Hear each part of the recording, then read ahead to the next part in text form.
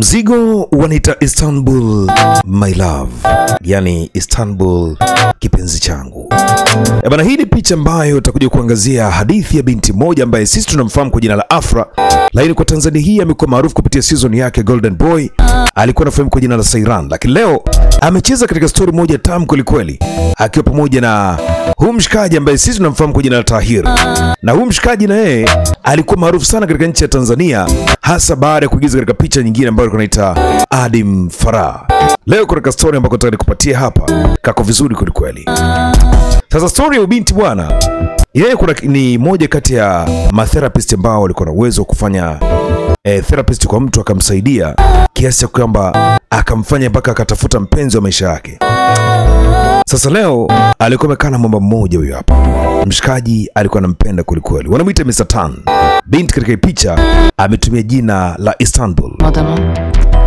Binti anasema hakuna siku niliumia katika maisha yangu kama siku niliyomfanya mwanaume niliyempenda ampende mwanamke mwingine. Unaona? Kwa binti jukumu lake la kwanza ilikuwa ni mwanatherapist ambaye ana uwezo wa kuzungumza na watu kama watu mligombana akawapatanisha. Lakini binti anasema kuna kitu kilimuuma kama yeye mwanaume anayempenda kwa dhati alafu akamtafutia mwanamke mwingine. No. Ina maana namna hii binti anashuhudia mwanaume anaondoka.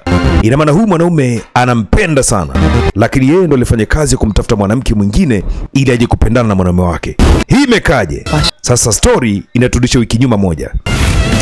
Binti anajitambulisha, na jina langu ni Istanbul. Nimetengeneza artificial intelligence ambayo inaweza kutumika katika field yoyote, na imekuwa ni field ya muda mrefu sana, hasa kutengeneza building, empathy, ama sometimes kudesign katika sehemu tofauti.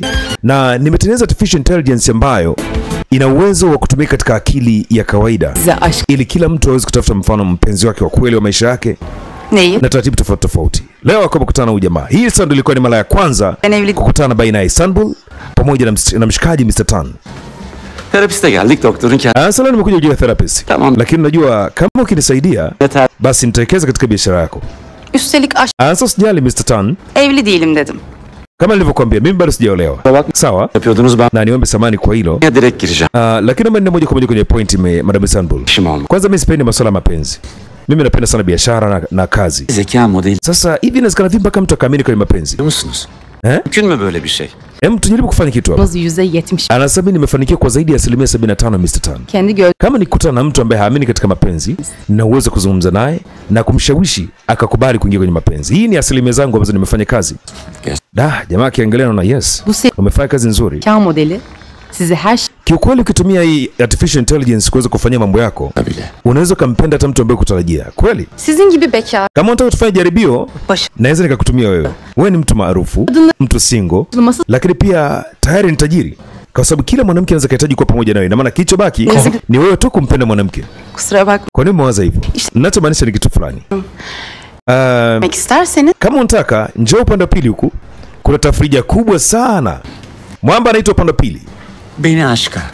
Hivi ina maana unataka kuniambia kama unaweza kunifanya nikaamini kwenye mapenzi alafu nikampenda mwanamke? Si unachomaanisha? Anasema ndio. Na niko tayari kutafutia mke wa maisha yako. Bulabilirsin. Bora nishangaza. Basi nakwambia hivi, ukifanikiwa nitakuajiri kwenye kampuni yangu. Nakupa majaribio matatu tu. Kama ukifanikiwa kumpata mwanamke ambaye mimi nitampenda, basi nitakuajiri kwenye kampuni yangu. Binti anaingia makubaliano na mshikaji. Jamani tajiri na ni mtu ambaye anaamini sana maisha katika biashara, lakini katika ya mambo hajawahi kukubali kabisa itikadi za mapenzi, sio mahusiano, hajawahi kupenda kabisa. Unadhani itakuwaje? Binti itafanikiwa? Hatari hiyo mzee.